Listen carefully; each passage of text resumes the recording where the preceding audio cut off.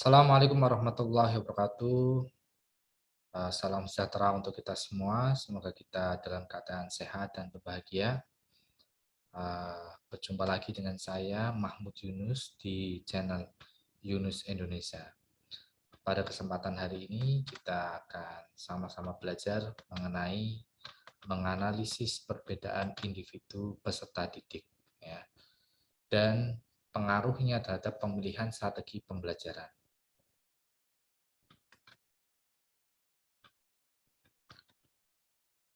Baik, diharapkan setelah kita sama-sama belajar mengenai menganalisis perbedaan peserta didik dan pengaruhnya terhadap pemilihan strategi pembelajaran, diharapkan kita semua mampu menjelaskan apa saja perbedaan individu peserta didik yang seringkali kita temui di sekolah ketika kita mengajar sebagai guru.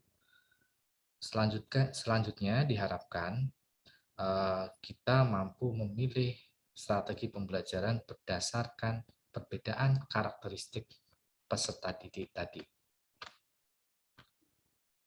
Ada beberapa contoh dari strategi pembelajaran, ya. Ada strategi discovery learning. Strategi discovery learning, ya, secara umum diartikan sebagai pembelajaran yang terjadi bila pelajar tidak disajikan dengan pelajaran dalam bentuk finalnya. Jadi seorang guru tidak semuanya dijelaskan, ya, tetapi diharapkan peserta didik mampu mengorganisasikan sendiri informasi melalui pencarian-pencarian atau discovery, ya, pemahaman-pemahaman yang dikonstruksi oleh peserta didik tersebut. Jadi guru hanya menyajikan bagian-bagiannya saja, ya, belum berbentuk final, dan meminta peserta didik untuk lebih mengelaborasi, memperdalam, sehingga sampai menemukan, ya, pembelajaran, kegiatan pembelajaran sampai memfinalkan sendiri, sampai menyimpulkan sendiri dengan mengorganisasikan sendiri. Selanjutnya, strategi pembelajaran inquiry learning, yaitu pembelajaran yang mempersiapkan situasi bagi peserta didik untuk melakukan eksperimen sendiri. Ya, biasanya kalau inquiry learning itu, ya, guru menyajikan beberapa pertanyaan atau peserta didik juga bertanya mengenai materi pembelajaran yang disampaikan, dan peserta didik juga diharapkan mampu melakukan eksperimen, ya, melakukan kegiatan-kegiatan sendiri untuk menemukan atau menghasilkan makna dari pembelajaran yang guru dan siswa lakukan, ya, dalam kegiatan pembelajaran. Selanjutnya, contoh dari strategi pembelajaran adalah problem based learning, ya, yaitu pembelajaran yang bercirikan adanya permasalahan yang nyata sebagai konteks untuk para peserta didik belajar berpikir kritis dan keterampilan memecahkan masalah dan memperoleh pengetahuan. Jadi guru menyajikan permasalahan, ya, peserta didik bisa dikelompokkan.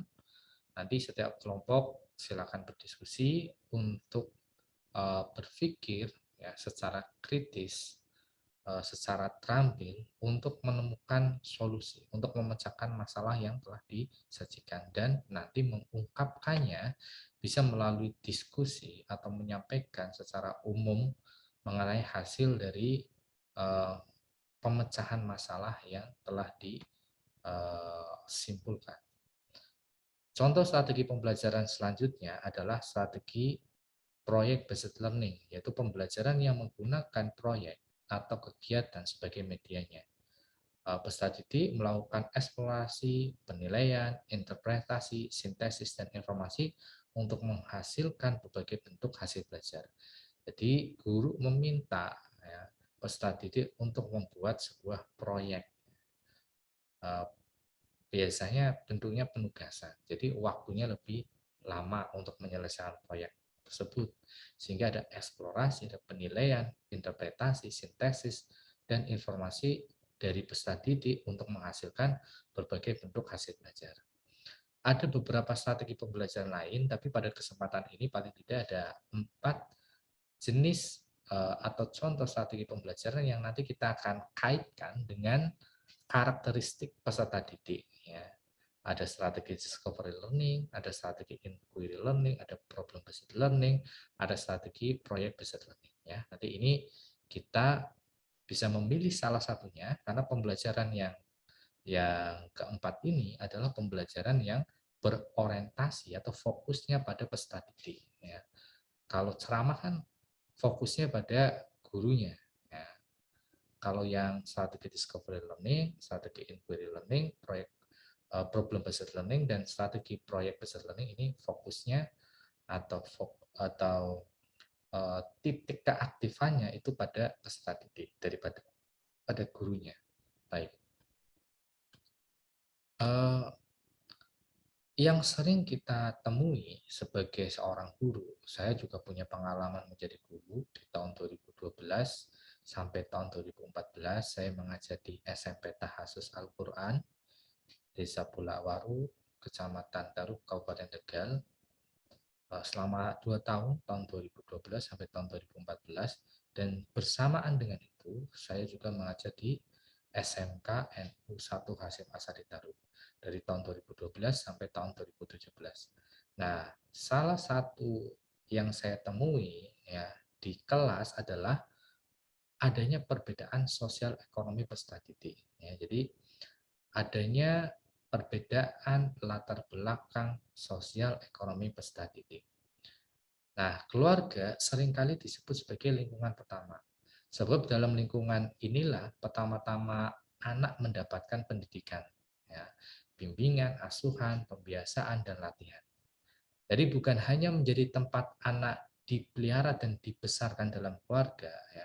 Di dalamnya itu ada uh, pendidikan, ya, ada bimbingan dan ada asuhan, ada pembiasaan dan latihan yang dilakukan oleh orang tuanya, ya, kakaknya atau saudara-saudaranya di lingkungan keluarga tersebut yang membentuk hubungan sosial, ya, pendidikan anak tersebut. Jadi bukan hanya menjadi tempat anak dipelihara dan dibesarkan saja, tetapi juga tempat anak hidup dan dididik pertama kali. Ini menurut Sukma Dinata dalam bukunya tahun 2004 di halaman 6.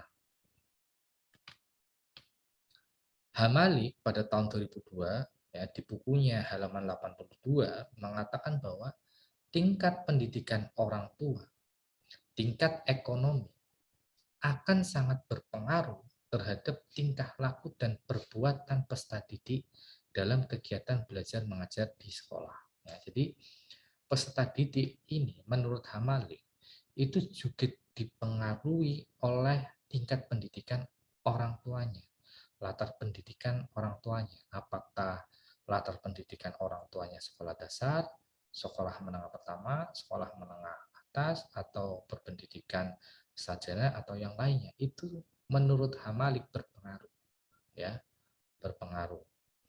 Tingkat ekonomi bawah, menengah atau atas juga menurut Hamalik berpengaruh. Berpengaruh terhadap tingkah laku peserta didik, ya, perbuatan peserta didik ketika peserta didik ini berada di sekolah dalam kegiatan pembelajaran. Jadi setelah kita sedikit menganalisis perbedaan peserta didik berdasarkan sosial dan tingkat ekonominya, latar belakang keluarganya, kita akan mencoba menganalisis, ya, bagaimana memilih strategi pembelajaran yang tepat. Jadi kalau kita mengajar di sekolah yang homogen, homogen itu tidak terlalu banyak perbedaan. Latar belakang rata-rata misalkan ya, tingkat ekonominya menengah ke atas, tingkat pendidikan sosial orang tuanya cenderung baik, maka kita bisa mencoba membuat atau memilih strategi pembelajaran seperti proyek based learning. Jadi diminta untuk membuat proyek karena dia ekonomi menengah ke atas, jadi tidak ada masalah finansial ketika kita menugaskan peserta didik untuk membuat proyek tertentu ya. Tetapi kebalikannya, kalau misalkan kita mengajar di sekolah yang rata-rata latar belakang sosial ekonominya menengah ke bawah, maka kita lebih tepatnya memilih strategi pembelajaran seperti strategi pembelajaran inquiry ya. Jadi hanya memerlukan tanya jawab, keaktifan dari peserta didik di dalam kelas ya. Jadi tidak membebankan secara ekonomi atau secara sosial dari peserta didik. Dan perlu saya sampaikan, seorang guru itu bisa melakukan atau mengkombinasikan strategi pembelajaran yang berbeda-beda dalam satu waktu dia mengajar. Jadi disesuaikan dengan karakteristik peserta didiknya. Kalau kita mengajar di dalam kelas yang karakteristik latar belakang sosial dan ekonominya sangat berbeda-beda, maka kita bisa pendekatan strategi pembelajarannya itu per individu ya. Nah, per individu ini kita bisa menggunakan strategi pembelajaran inquiry, misalkan ke individu ini kita lebih cenderung menggunakan strategi pembelajaran misalkan problem based learning ya, atau discovery learning. Jadi kita bisa sesuaikan peserta didik latar belakang sosial ekonominya dengan strategi pembelajaran yang kita pilih. Selanjutnya, perbedaan ras dan etnis peserta didik ini juga sering ditemui oleh guru ya. Jadi di dalam kelas mungkin ada beberapa yang ras dan etnisnya itu berbeda dengan kebanyakan. Ada yang dari suku tertentu ya, ada yang agamanya berbeda ya. Nah, hal ini memang karena Indonesia merupakan bangsa yang memiliki keragaman agama, suku, ras, budaya, etnik, dan bahasa. Jadi keragaman tersebut menjadi kekayaan yang tak ternilai harganya yang dimiliki oleh bangsa Indonesia dan kemungkinan besar tidak dimiliki oleh bangsa lain ya. Sangat beragam sekali di Indonesia ya. Jadi kita sebagai seorang guru dituntut juga harus mampu ya, menjadi guru yang eh, mampu menjaga ya, menjaga keharmonisan perbedaan agama, suku, ras, budaya, etnik, dan bahasa ini. Salah satunya bisa menggunakan pendidikan multikultural, karena pendidikan multikultural ini adalah proses pendidikan yang memberikan peluang yang sama bagi generasi bangsa tanpa adanya diskriminasi anak perbedaan ras, etnik, budaya, atau agama. Ya, menurut Sumrotun tahun 2019. Jadi di samping kita memilih strategi pembelajaran yang tadi sudah saya jelaskan, apakah strategi pembelajaran discovery learning, inquiry problem based learning, atau strategi pembelajaran proyek based learning, kita juga harus mampu mengetahui tentang pendidikan multikultural ya. Karena Indonesia dianugerahi oleh Tuhan yang Maha Kuasa, ada perbedaan agama, ya, ras, suku, etnik, budaya. Nah, setelah sebagai seorang guru ya dengan presensinya menanyakan misalkan aslinya mana ya, terus kalau mungkin secara kasat mata bisa melihat dari warna kulitnya atau bentuk wajahnya, oh ini sepertinya suku tertentu ini, ya dikonfirmasi saja mbaknya benar suku ini atau benar ras ini ya dengan bahasa yang baik, bahasa yang sopan, sehingga guru mampu menganalisis bahwa di dalam kelas tersebut ada keberagaman, ada perbedaan agama, suku, ras, etnik, ya, sehingga tadi pendekatan pendidikannya adalah pendidikan multikultural ya, dan disesuaikan dengan pemilihan strategi pembelajaran yang tepat. Ya. Nah, apakah memilih strategi pembelajaran proyek based learning dengan membuat kelompok-kelompok ya dari perbedaan ras atau etnik dari budaya tersebut ya, sehingga ketika ada dari satu kelompok yang berbeda ras, ya, suku, eh, budaya, itu nanti akan lebih mempererat, ya, dari peserta didik tersebut. Ya. Bisa juga menggunakan strategi pembelajaran project based learning atau discovery learning, ya, nanti disesuaikan. Sekarang perbedaan dari jenis kelamin, ya, tentu ini ini di dalam satu kelas biasanya kombinasi, ya, ada peserta didik yang jenis kelamin perempuan, ada yang jenis kelaminnya laki-laki. Tapi kalau nanti saudara mengajar di SMK, itu tergantung jurusannya. Biasanya kalau SMK yang bisnis dan manajemen, ya, yang jurusannya akuntansi, jurusannya perbankan, atau jurusannya pemasaran, itu mayoritasnya itu perempuan. Kalaupun ada laki-laki, paling jumlahnya ya 1, 2, 3, bisa dihitung dengan jari. Nah, sedangkan kalau saudara nanti mengajarnya di SMK yang jurusannya otomotif, apakah teknik sepeda motor atau teknik kendaraan ringan, ya, atau yang berhubungan dengan otomotif, ya, anak STM, itu mayoritas itu laki-laki. Kalaupun ada perempuan, ya bisa dihitung jadi 1, 2, 3. Nah, pengalaman saya ketika saya mengajar di SMK, di SMK NU Hasyim Asyari Daru, yang awalnya hanya satu jurusan pada tahun 2012, itu jurusan eh, otomotif TKR, itu rata-rata mayoritasnya laki-laki. Perempuannya paling satu kelas, ya, antara 5 sampai 8, ya, antara 5 sampai 8. Nah, ketika didominasi laki-laki, kecenderungannya, ya, mohon maaf, kalau pengalaman saya lihat semangat untuk belajar yang bersifat teoritis, ya, hanya teori itu kurang, ya. Kecenderungannya itu lebih banyak sukanya yang langsung praktek gitu. Jadi kalau banyak teorinya malah nggak suka, lebih banyak prakteknya. Tahun 2015 ketika ada penambahan jurusan baru, saya mengajar di jurusan perbankan yang semuanya perempuan, kecenderungannya itu semangat belajarnya tinggi, tapi masih dalam tataran atau hal yang bersifat teoritis, ya. Jadi yang berat-berat itu tidak, yang praktek yang berat-berat tidak. Itu menandakan bahwa ada perbedaan eh, pendekatan atau strategi pembelajaran yang kita pilih berdasarkan jenis kelamin peserta didik, ya. Jadi kalau kita mengetahui, ya, karakteristik eh, berdasarkan jenis kelamin, ya, perempuan atau laki-laki ini, ya,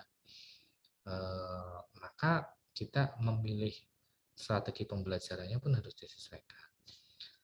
Ada pendapat dari Huang, ya, tahun 2008 mengatakan bahwa di sekolah menengah perbedaan jenis kelamin mulai nampak di dalam sikap yang dapat diamati, ya.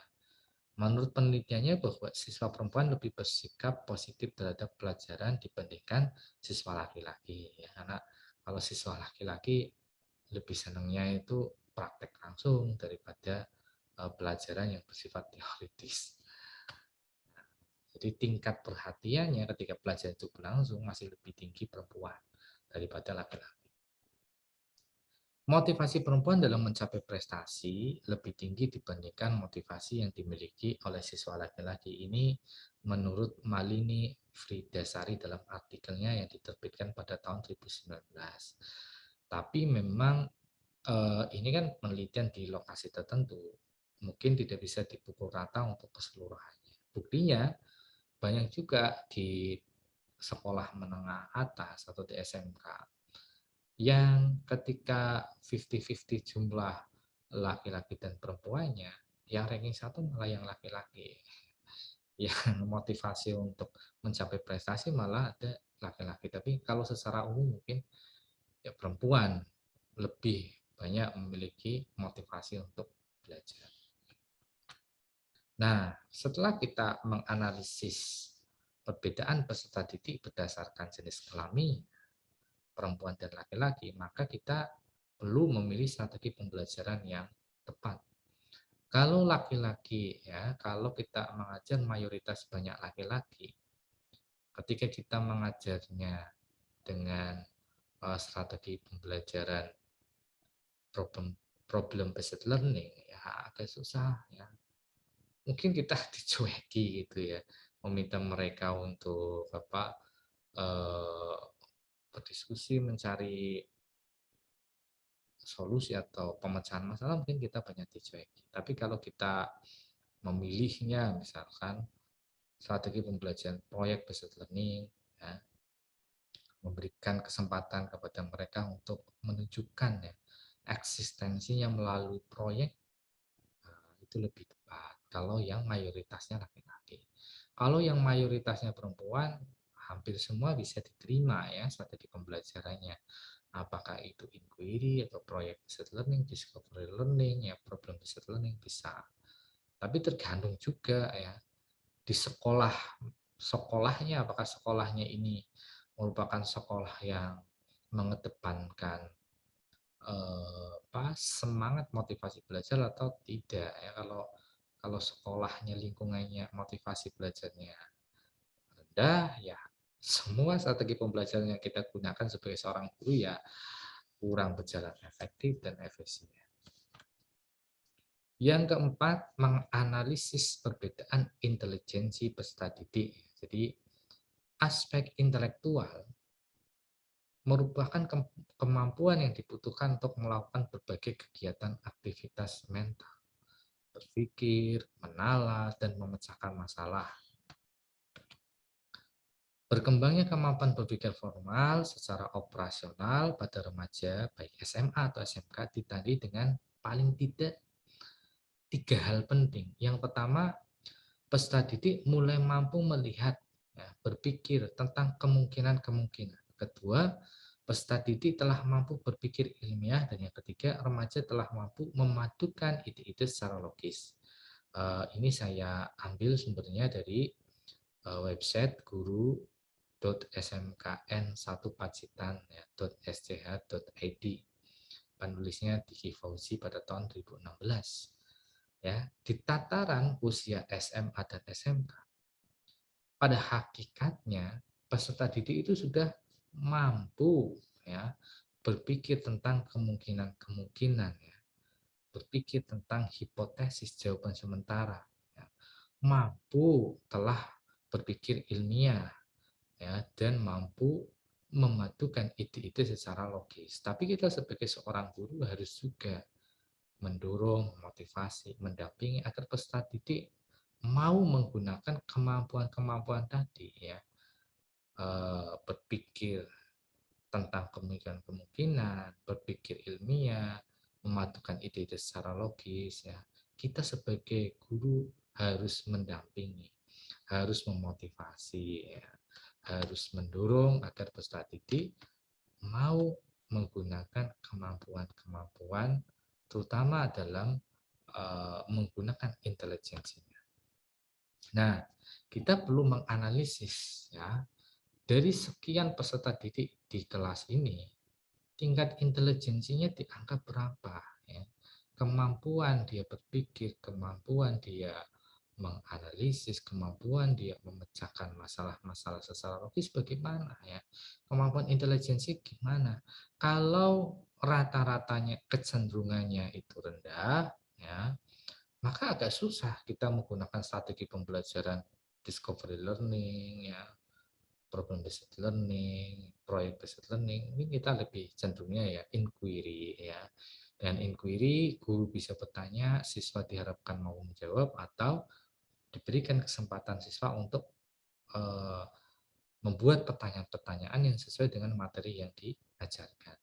Tapi kalau di dalam sekolah, di dalam kelas, mayoritas intelijensinya menengah ke atas, itu bisa pacu dengan strategi pembelajaran discovery learning, problem based learning, atau project based learning ya. Kalau ada kedua-duanya, ada yang menakar, ada yang menengah ke bawah, kita bisa kombinasikan itu. Karena pada hakikatnya setiap kita mengajar itu boleh kita kolaborasikan antara strategi pembelajaran yang satu dengan strategi pembelajaran yang lain. Dan yang kelima, ada perbedaan gaya belajar ya. Jadi ini juga perlu kita analisis sebagai seorang guru.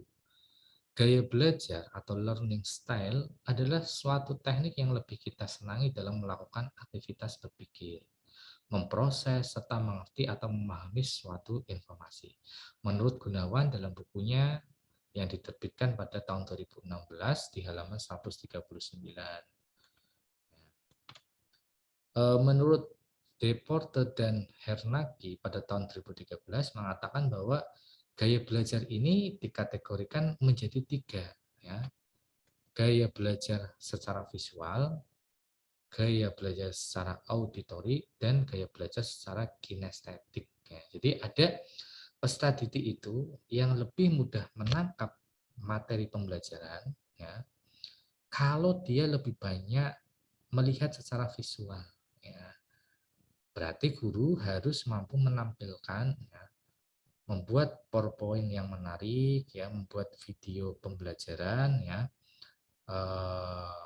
sehingga visualnya itu mampu ditangkap oleh peserta didik bagi yang dia kecenderungannya gaya belajarnya itu adalah gaya belajar visual dengan melihatnya. Ada juga peserta didik yang gaya belajarnya lebih ke auditori. Ya. Suaranya harus keras, suaranya harus jelas, ya. Artikulasinya harus bagus. Baru dia mampu menangkap. Teman saya itu dulu, ya, ada yang ketika belajar menjelang ujian, dia harus sambil mendengarkan musik ya, agar lebih masuk. Nah, ini jenis-jenis auditori. Dan juga ada gaya belajar yang kinestetik, yang lebih banyak geraknya. Ini guru harus mampu mendemonstrasikan ya ketika menjelaskan sambil verbalnya jalan, tangannya jalan, ya, mendemonstrasikan ini itu. Kalau pembelajaran secara online memang agak susah, tapi kalau pembelajaran secara langsung tatap muka daring, guru bisa berpindah dari satu tempat ya ke tempat lain ya sambil berjalan-jalan sambil. Nah, ini lebih mudah untuk ditangkap dan memberikan kesempatan kepada peserta didik untuk mempraktekkan. Ya, kalau nanti saudara ngajar, misalkan ngajar akuntansi, banyak praktek akuntansi dan lain sebagainya. Jadi paling tidak ada tiga gaya belajar. Gaya belajar visual, penglihatan, gaya belajar auditori, lebih ke pendengaran, dan kinestetik atau gerak. Ya. Nah, ketika saudara mengetahui dengan menganalisis perbedaan peserta didik berdasarkan gaya belajarnya, itu bisa disesuaikan. Strategi pembelajaran yang dipilihnya apa? Ya. Kalau strategi pembelajaran proyek based learning, ya, ini lebih senang bagi yang gaya belajarnya kinestetik tadi yang lebih banyak geraknya. Kalau strategi pembelajaran inquiry learning, ya ini lebih suka bagi yang auditory tadi, banyak mendengar, yang menyimak, ya, lalu dia bertanya atau meminta pertanyaan, ya, atau menjawab pertanyaan gitu. Kalau yang gaya belajarnya dengan visual ya, ya boleh menggunakan inquiry learning, discovery learning, problem based learning, project based learning, dan lain sebagainya. Ini adalah daftar pustaka atau referensi yang digunakan saya, ya, yang saya ambil untuk membuat PowerPoint materi pada pertemuan hari ini. Ada Deporte, Bubi, dan Mike Hernaki pada 2003 dengan bukunya Quantum Learning, membiasakan belajar nyaman dan menyenangkan, ya, diterbitkan di Bandung, penerbitnya Keva. Ya, ada bukunya Hamalik Umar tahun 2002, judulnya Psikologi Belajar Mengajar, diterbitkan di Kota Bandung, penerbitnya Sinar Baru Presindo. Ya. Ada artikelnya Huang tahun 2008. Ya. Website saya gunakan juga dari website guru SMK N1 Pacitan, .sch.id, penulisnya Diki Fauzi tahun 2016. Ya, ada jurnal ya, Malini dan Firdasari tahun 2019. Ya, jurnalnya Psikologi Udayana edisi khusus. Terus saya gunakan juga bukunya Sukma Dinata, Nana Yodi tahun 2005, Landasan Psikologi Proses Pendidikan, diterbitkan di Bandung, penerbitnya Remaja Rosda Karya, ya. Dan ada jurnal miliknya Zumrotun tahun 2019, judulnya Interaksi Peserta Didik dan Berbagai Etnik dalam Pendidikan Multikultural kelas 6 di SDN Balirejo, Yogyakarta. Jurnalnya Fitra, Jurnal Studi Pendidikan, ya, volume 10 nomor 2. Ini referensi atau daftar pustaka yang saya gunakan. Silakan saudara bisa download di Google Scholar atau Google Book ya untuk referensi-referensi. Terima kasih. Baik, mohon maaf apabila dalam penjelasan ada yang kurang jelas. Ya, kita sama-sama belajar. Jadi kalau misalkan ada yang salah, ada yang kurang dari penjelasan saya, yang memerlukan diskusi lebih lanjut, bisa hubungi kontak saya ya yang tertera di YouTube. Baik, semoga semuanya sehat, bahagia, tetap belajar. Wassalamualaikum warahmatullahi wabarakatuh.